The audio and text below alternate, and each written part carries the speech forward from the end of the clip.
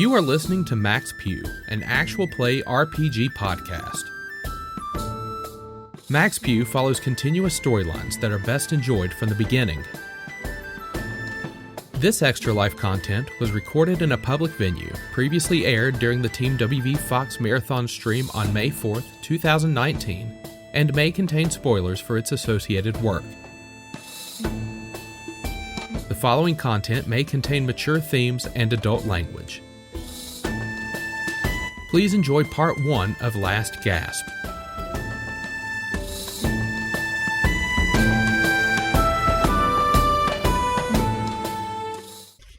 Hello, everybody. This is Jeff, team captain of West Virginia Fox. We're raising money for Cincinnati Children's Hospital, and right now we're getting ready to play some D&D 5e. The powerful Dan Dillon, a few years ago, authored this dungeon called Last Gasp, which was a Gen Con favorite.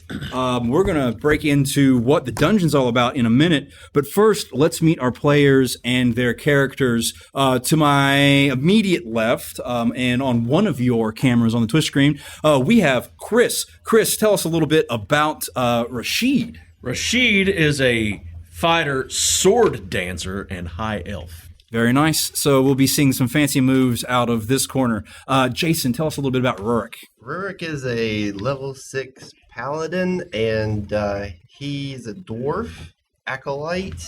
Some of these words I don't know what I'm saying, but Rurik sees omens in every event, so that'll be fun to be paranoid. Very nice. I like it already.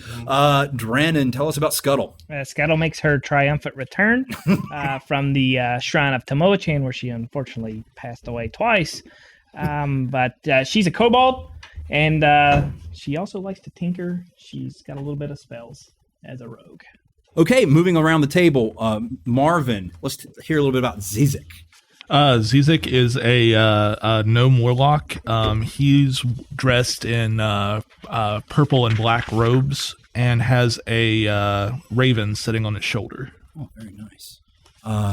And I guess this would be a fun time to talk a little bit about our setting, interrupting what we're doing now. And so we're set in the Midgard world, which is a world that's published by Kobold Press. And in Midgard, gnomes have a very fun relationship with the Baba Yaga. The Baba Yaga likes to eat gnomes because it makes her magic more powerful. And so the gnomes hide out in the forest, but that didn't always get them where they needed to go, and all their family members were being consumed by the powerful Baba Yaga. And so they made a deal with the devils. And in exchange for this deal with the devils, they are protected from Baba Yaga, and instead of having their own family members sort of sacrificed to the great Baba Yaga, they have to trick others to come into the forest and sacrifice them to the devils. None of that's really going to come into play here. It's just a fun little tidbit I like to bring up about the Midgard setting that's a little different from what we'd see in standard D&D. Let's hear a little bit about Zangief there, Amanda.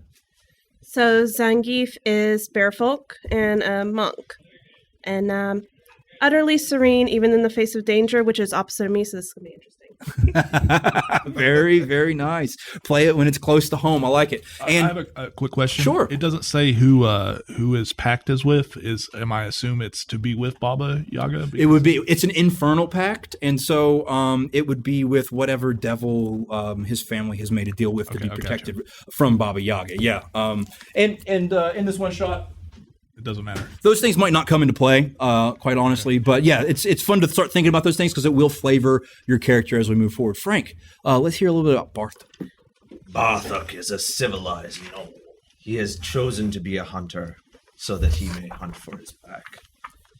However, he is the last of his tribe. Very nice. Another fun thing about the so we're getting a lot of Midgard flavor in the table already, where we have a sword fighter dancer, we have a Scuttle. She's a kobold arcane trickster rogue. We have a gnome warlock, a bearfolk monk, and a gnoll ranger. So there's a lot of player classes that you might not see in the standard 5th edition book that are all coming to the table. Now, my name's Jeff. I will be your dungeon master for this session. And this session is, as I said before, Last Gasp. This is a little bit behind the curtain about what we're getting ready to do, okay? This dungeon is predicated upon what we call a ticking clock mechanic, which will reveal itself in time. But essentially, not only are you going to be in danger from the traps, perils, and monster that's in the dungeon, but as the name kind of implies, last gasp, you're also going to be running out of oxygen. And that will make itself clear very shortly. But to get started, let's talk about what brings you all here together. So your group was hired by a wealthy merchant named Wasif El-Jaib. And Wasif El-Jaib has hired you to explore the lost tomb of an ancient king. The king's name was Menet-Ka. Once the tablets and the maps were authenticated that show where the tomb laid, you and your companions set out from Siwal, the city of gardens, aboard a small sand ship. So a sand ship, much like the name implies, is a boat that glides across the sands of the desert in the Southlands in Midgard. The enchanted vessel sailed on waves of grit over the desert sand to a small oasis hidden amid the dunes.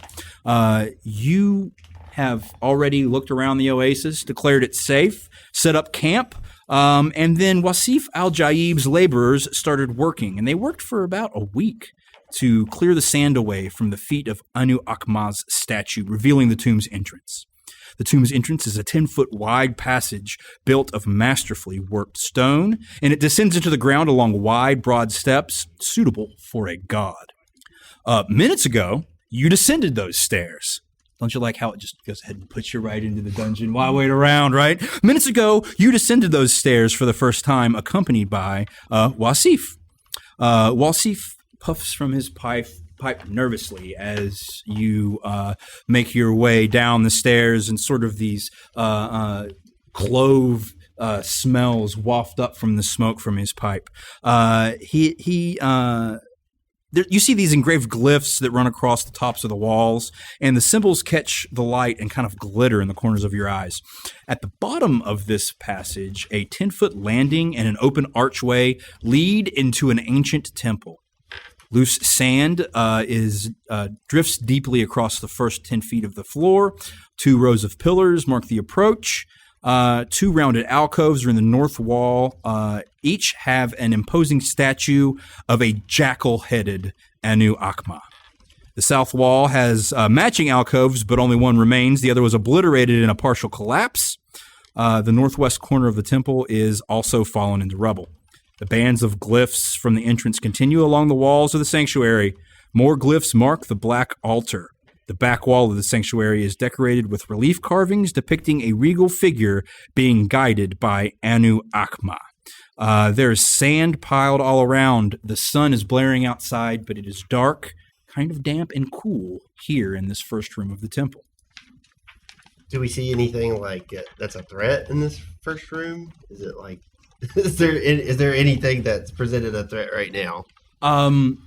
You don't necessarily. Nothing springs to mind. You can make me roll me a perception check, and let's see if there's something that maybe a feeling in the back of your neck or something like that. Okay, so rolled a 13, and my perception is +4, so I got a 17. A 17 will allow you to feel uneasy about the statues that are in this antechamber. It's an omen.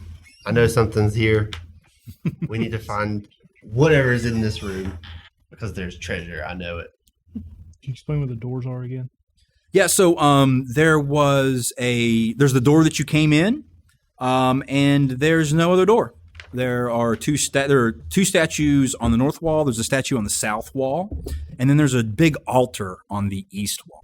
I say we go to the altar. What do you think, guys? Sure. Let's check out the altar. Go for it. You want me to do it? Okay. Well, can I check it out first to see if it's like if I can identify the religion of the altar, if there's anything significant about? Yeah, absolutely. Like anything about it? Mm-hmm. Okay. What would I need to do? The black altar is covered in thick cobwebs, and you really can't see much through those cobwebs. It looks like you could probably reach down and swipe those away and clean them up a bit and see a little bit better. Okay, yeah, I'll do that. Pull the cobwebs away. When you pull the cobwebs away, it reveals the remains of rotten priests' garments. There's a silver chalice set with bloodstones. In your estimation, that's probably worth about 50 gold pieces. There's a ceremonial necklace of heavy gold plates and rubies, and it looks like that piece of jewelry is worth about 200 gold pieces. Does anything look like a sun sphere, or what I would know a sun sphere is? No, none of this stuff looks like a sun sphere. It's a piece of jewelry, and the heavy gold plates and the 4 rubies on the necklace kind of glow eerily in the dark. So, Scuttle's going to check everything for traps right now. oh, okay. When you say check everything, what do you mean? Everything on the altar. Okay. That was 9. Scuttle doesn't find any traps. It looks clear. Well, I don't think any of this is the sun sphere, which is what we're here for. So if you guys want to loot this, you can have it. I'm really here for one thing, and that's the sun sphere when we find it. Because I got to get that under control before it destroys everything. Where we came down, is it closed off behind us, or is it still open? No, it's still open to the outside. I'll walk up and take the necklace then out of his hand. Okay, and whenever you take the necklace, it kind of reaches out to you through the arcane weave, and you can feel that this necklace is more than a necklace. Can I investigate it, or Yeah. I actually have Arcana? Yeah, or you could do. Yeah, you can do that. Why don't you make me an Arcana check? I don't actually have any dice. Here. Where my bag is.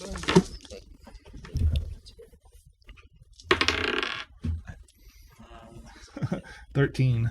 13. Yeah, that's better than 50-50. So what you learn through your Arcana check is that this necklace is actually not just a piece of jewelry. Instead, it is a necklace of fireballs. And the 4 rubies that remain on the necklace are each a bead that will allow you to cast the spell Fireball simply by throwing them. Of course, you could throw all 4 at the same time and make a really big fireball if you wanted to. All right. Does it require an action? Well, I mean, it would be an action to use the thing, yeah. But it doesn't have. It does at the same time. right. Mm-hmm. All right. So I put it on. Yep. You now have a necklace of fireballs. Does anybody want the chalice? I will take the chalice. The gnoll takes the chalice. No effects noted except that it's a really nice cup. Strap it to my belt. Yeah. So Shiny. are we going to move on to the next room, or has everybody done everything they want to do in here? There's nothing else in here? We haven't found the next room either. Yeah. Found the There's a next room. statue on the south wall. There's 2 statues on the north and 1 on the south, and you guys have just looked through the altar that was on the east wall. I'll go check out the north wall statue. The eyes of Anu Akma's statues flare with a sooty red light. The tempo echoes with the deafening sound of stone grinding on stone, and the faint sunlight glimmering at the entrance passage is cut off. A massive stone block drops from the tunnel ceiling and slams to the floor, sealing the temple entrance tight. Muffled thumps from beyond the block can be heard for several seconds, but they grow fainter with each crash. You're sealed in this room. Good job. Uh-oh. I'm going to do something I should have done. And I'm going to pop a spell slot to detect any primeval existence within 6 miles, because we are in my favorite terrain. You do feel the sense of undead close. Close within 6 miles, though. It should tell me where they are. Right. I'm pretty sure. Yeah, no, you feel them. There's an undead presence in this room. Oh. I immediately Unsheathe the swords. unsheathe the sword and get the battle axe off my belt, just like, Barthark, what's going on? What are you sensing over there? there's undead somewhere in here. Okay. In this very room we are standing in, there is undead. I look at the raven and say, "Is it you?" And so Rashid had gone over to look at the statues on the north wall, right?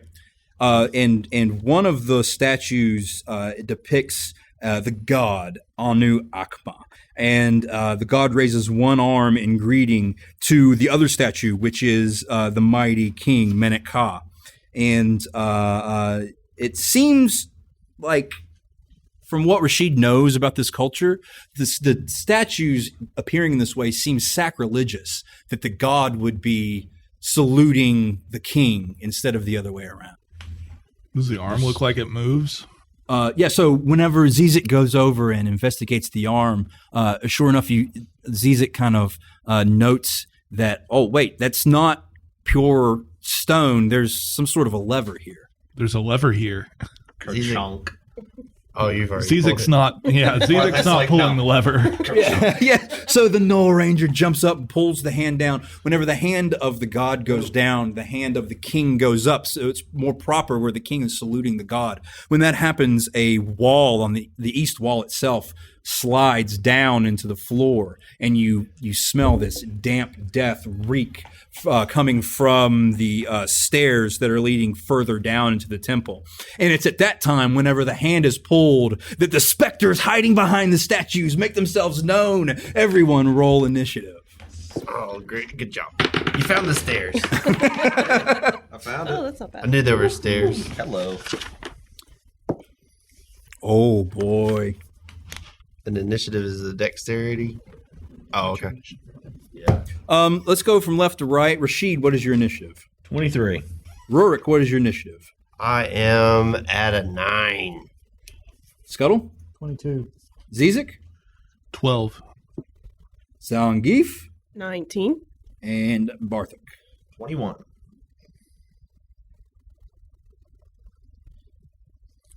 Rashid, go first. There are 2 specters, and there's a strange wind that is also picking up speed in the corner into a little cyclone. And the specters are on the north. Yeah, they wall. were both on the north wall, one behind each of the statues. So Rashid, you are up.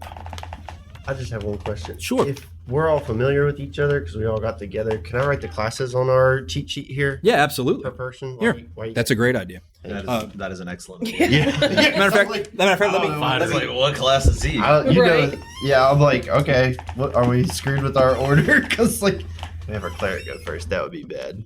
I doubt the cleric would go first. That's true. And I'm wearing full plate we armor, have a so cleric? Oh God. I'm 9. I'm probably last. Here. Just tell me what they are right now. Hold on, this You're is writing fun. it upside down. Writing upside down. Yeah.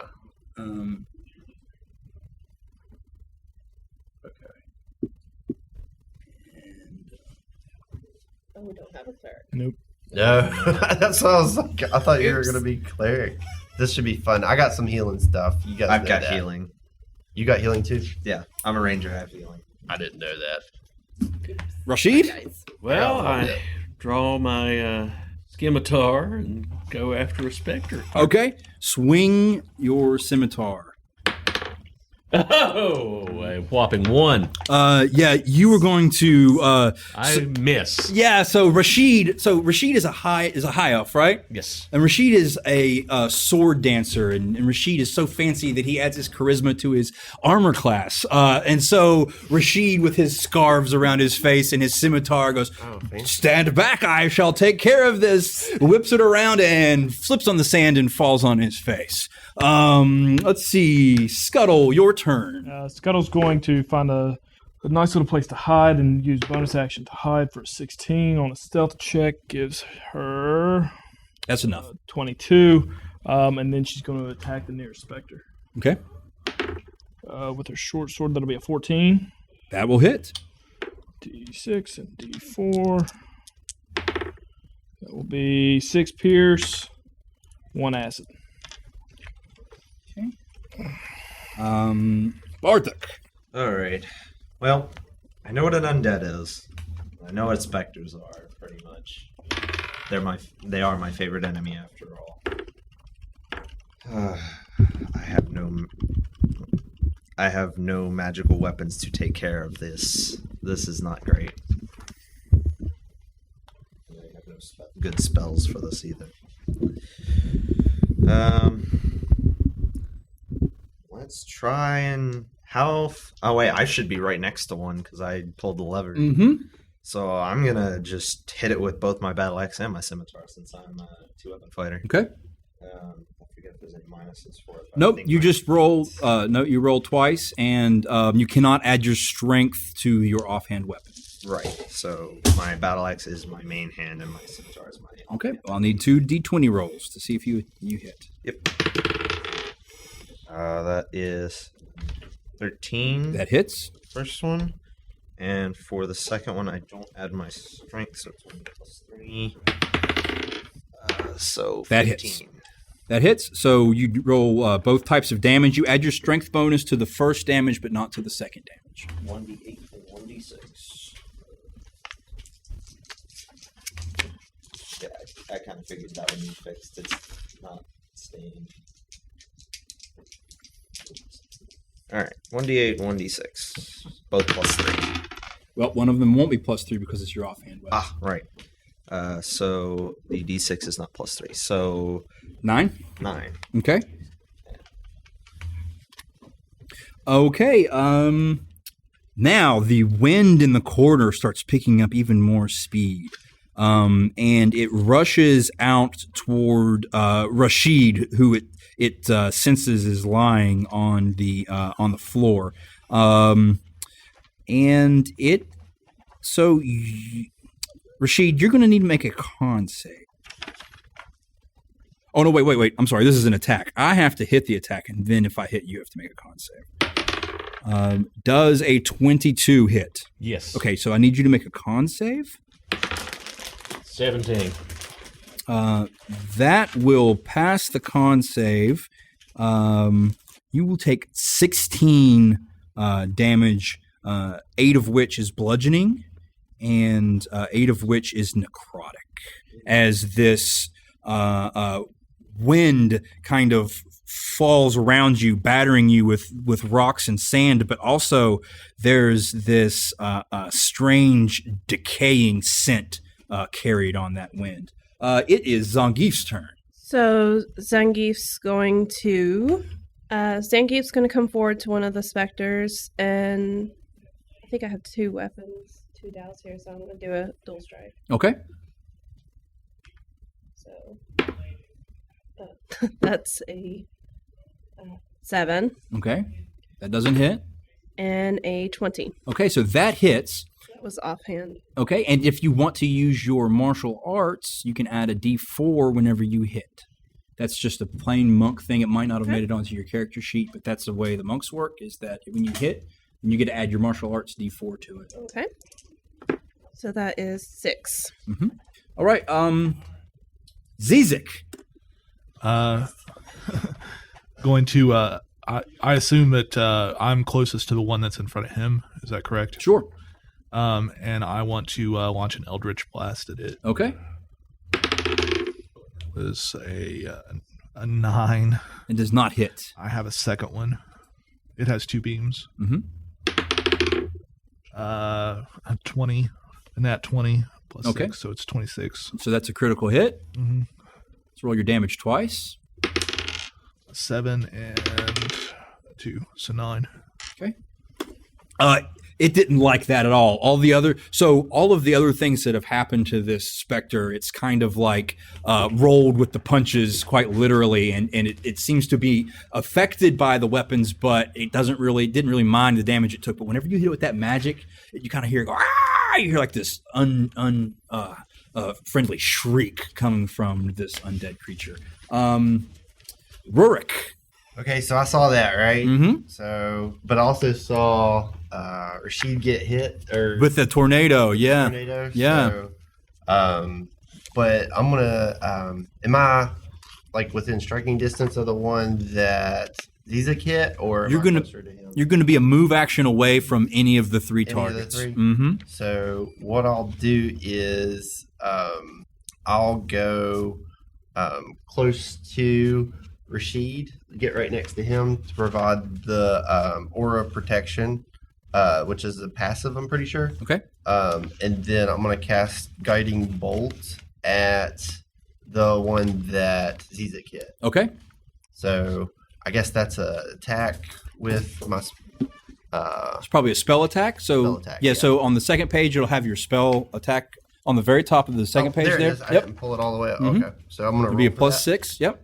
So I'm going to 5, 11. That does not going to hit. So your guiding bolt just misses wide of the swirling winds, and Okay. both specters come out, and one reaches out towards the monk, and one reaches out towards the ranger. And the monk does a 10. Probably not. Miss. Yeah, no. So the specters swing wildly and miss both attacks on their targets. Rashid. I guess this would also be a good time. That's the end of the first round.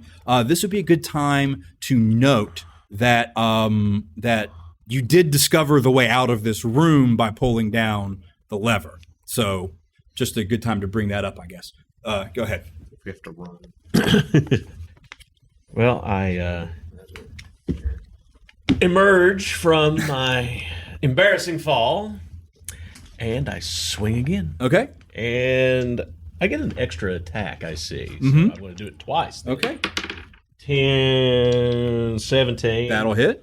Are you hitting the specter or are you hitting the tornado? Spectre. Okay. I'm not sure how you would hit a tornado. Rolling a d20. 5. Okay. And for the second blow, that's going to hit. That's a 25. 9. Okay, so the first casualty of the game is a specter, as Rashid the sword dancer puts the terrible undead out of its undeath misery, and it dissipates into nothingness. Scuttle, your turn. Seeing this tornado type creature come out, Scuttle's going to concentrate on it, and a small little bubble appears and goes directly at the tornado, and it needs to make a dex save. Okay. And just for my own edification, what have you cast? Cast Acid Splash. Acid Splash. And I'm guessing a 4 doesn't. It does not. Okay. Misses, and it takes 2d6 acid damage, which would be 7 acid. It didn't like that. And then bonus action to hide, which will be, I believe, If you beat a 10 on any of your hide checks, just consider Scuttle hidden. She's hidden. Okay. Bartek. Okay. So he killed the One specter is down, and one specter is up, and we still have that tornado of rotting wind. right. So with a full attack action, I have an extra attack as well. Does that mean I get 3 attacks? That means you can. Well, that means you can. When you take the. So how extra attack works is that when you take the attack action, you can take a second attack action. So if you have 2 weapons, that means that you get 4 swings. Yes. Okay, so I was using. Okay. You just didn't take advantage of the extra attack, and I didn't remind you, to be fair. But Yeah. go ahead. All right, so I'm gonna attack the specter, Okay. the one that's closest to me. Okay. If the one that is close to me is still. All right. That is 14, That hits. and that one does not hit. Okay. That's a 1 on the second. Okay, so your main hand weapon hit and your offhand weapon missed. So roll your main hand damage. Main hand is 1d8, so 7. 7. Okay, so 7 damage from your first attack. Now your extra attack. Yep. First one does not hit. I can Okay. guarantee it. Second hit, that is 20. Yeah, that'll hit. That is on my offhand, so scimitar. That is 5 damage. Okay. Now the tornado picks up speed and flashes out towards the thing that caused it harm by casting that acid bubble. It's got to perceive me. Oh, that's right. You did did. pass a hidden check. You passed your hide check, so it flies out towards Scuttle and finding nothing, doubles back and takes on the paladin's armor and rolls a 23. Yeah, my armor class is 21. So you're not going to get hit much, but you got hit that time. Mm-hmm. So please take 16 damage. 8 of it is bludgeoning. 8 of it is necrotic. Please also make a con save. Okay. Hold on, let me write that down again. I need more d6s so I don't forget. Con save. I'm pretty good at that, I think. Yeah, I got 2. Okay, 11 plus 2 is 13. You are cursed with tomb rot. Oh no! Tomb rot. Cursed creature can't regain hit points. Okay. Its maximum hit points are reduced by 3d6 for 24 hours. What? So, so reduce it by 9. Okay. So your maximum hit points go down by 9, and you cannot regain hit points. Okay. Wow. That's a high DC though. I rolled 13. Oh gosh, guys. Again, this is a good time to bring up the fact that you guys found the stairs out of this room. Wait. Does it matter if I have aura protection? Was that a saving throw? That was a saving throw. So I can add plus 3 to that. Would that matter? 16. Yeah, you would. That would save. Okay. Yeah. So did I save? So you saved just now. Oh my god. Yeah. So Okay. So the way that I DM is that I'm not going to remind you guys what your characters do because I'm just lazy and I want you to do all the math and I'm going to what happens with that though is that I'm also trusting, so I'm going to trust you guys. So in order to make the game fun, I had an omen. do your own math. There was an omen that was going to happen to me, and then I just kind of burrowed down into my dwarven full plate armor. Yeah, and the light of your deity shined around you in an aura that box, and I can not breathe. Through not today, evil wind. Exactly. Not today. That was a close one. You almost had tomb rot. I almost did. Okay, so where are we? The Spectre's turn. There's one Spectre remaining. Who was swinging on the Spectre last time? Me. I have swung at it. Did you get skipped just then? Oh no, because the Rotting Wind. Okay, I skipped a bunch of people. The Rotting Wind went, and now it's Zangief's turn. So Zangief, it's not the Spectre's turn. I skipped everyone. That was not fair. Go ahead. So Zangief kind of enjoying this a little bit. And he's going to take a swing at the other Spectre. Okay. With both. Sure. Now you may also have an extra attack because all these characters are level 6. Oh yes. So yeah. Yes, I do. Okay. So what did you roll for the first attack? 11 plus 5, so 16. That hits. And that was a natural 20. Okay, so that's a crit. So roll your main hand damage, and then roll your offhand damage twice. 6. So that would be 8. Okay. And now you can only add that d4 the one time. Okay. Actually, that would be 10. I'm sorry, there's a plus 2 on here. Okay. I'm sorry about that. Okay. And so that's a 2, and double the dice for the crit, so 4. All right, now your second attack. With my short sword again. Okay. And that would be a 15. That hits. And do I get the... Mm-hmm. And then you can also swing with your offhand as well. Okay. So that is 8 for that one. And my offhand again would be a 10. A 10 total? Yeah. That's going to miss. But you've done a bunch of damage to that Spectre. You are having some fun over there, Zangief is. Zizek's turn. I'm gonna try and hit it with an Eldritch Blast again. Okay. Again, and you're hitting the Spectre? I am hitting the Spectre. Okay. Nat 20 again. That's crit. Yeah. 3. Okay. So if it was a crit, so it's double, or do I roll? Yeah, and so this Spectre getting hit with the what does your Eldritch Blast look like? It is a purple blast since I'm wearing. Yeah, okay, yeah. So this purple, like almost force lightning comes from Zizek's fingertips, and it eradicates this Spectre until its shadowy presence is no longer there, and all you can smell is the whiff of ozone in the air as it's gone to whatever hell from which it came. I get 9 temporary HP. Bartha because just kinda I goes- reduced it to 0. Okay. Whoa. Okay. Remind me not to make you angry. And Rorik. Okay, so those were the only two. Those are the two specters. They're gone. Yep. Now you There's just have mean wind. There's that awful tornado of cursed death. I'm going to. Can I propose something out to the group during? Yeah. Take a free action to say something. The evil is vanquished. We need to delve deeper into the dungeon or the temple to find the sun sphere, and I take off towards the steps. Okay. You are now without a paladin.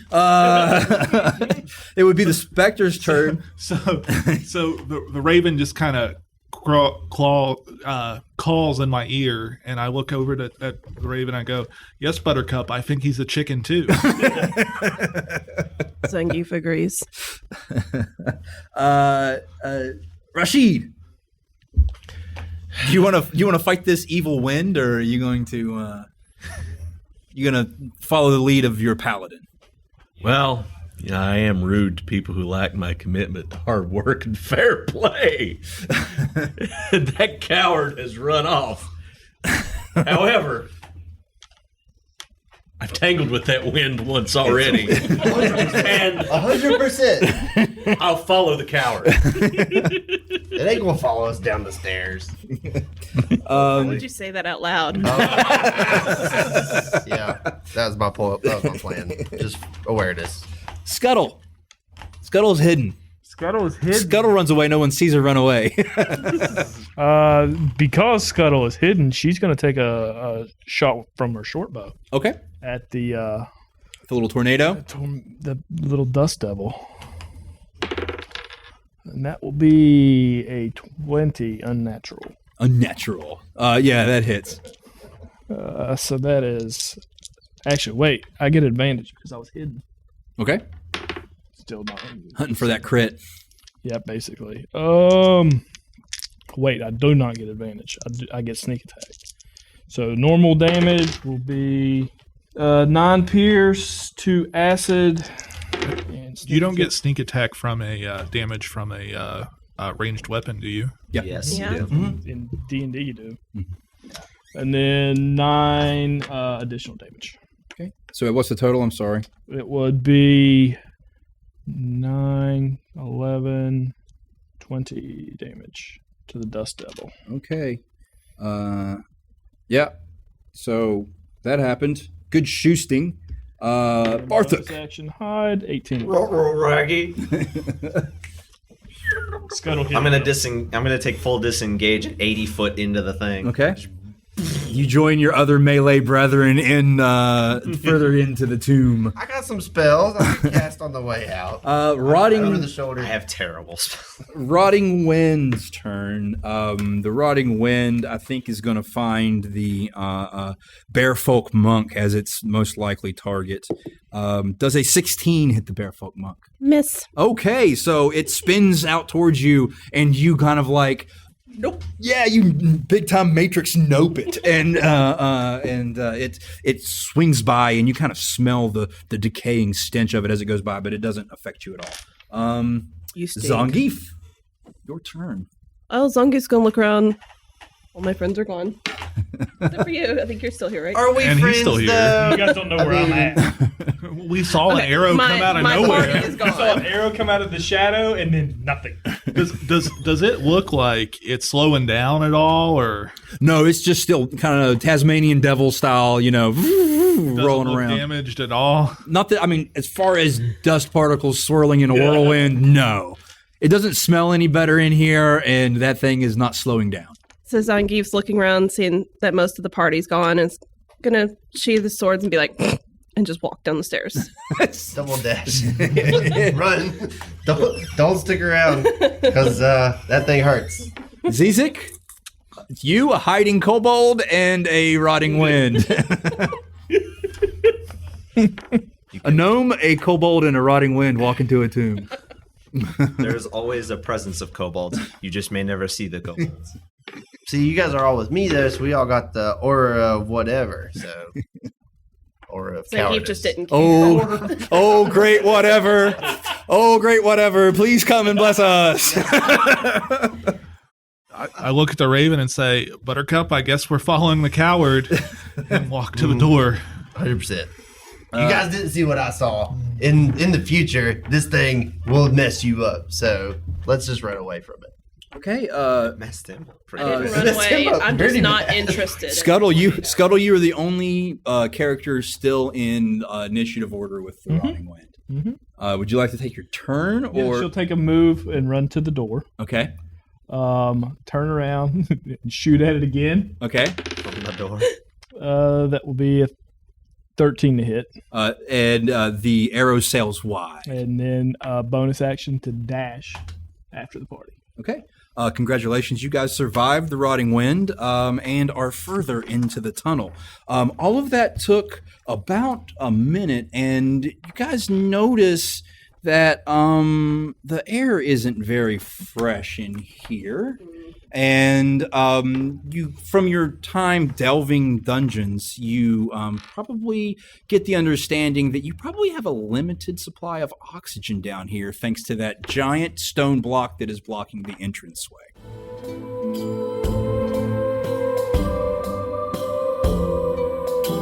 We hope you enjoyed this Extra Life content. If you are interested in updates from Team WV Fox, follow us on Facebook. In addition to event updates and details, there are opportunities to win some excellent prizes. If you would like to support Max Pugh and WV Fox, please visit bit.ly/MaxPewPew to make a tax-deductible donation today. All donors supporting my donation efforts will be announced at the end of every Extra Life episode on Max Pugh. This week, I would like to thank the White family, Jill, and our anonymous donors for their donation to Team WV Fox and Cincinnati Children's Hospital. I would also like to thank Kobold Press for donating copies of Last Gasp. Please look forward to the official Team WV Fox Marathon event. Music provided by Tabletop Audio. 10-minute ambiances for games and stories. Find out more at tabletopaudio.com.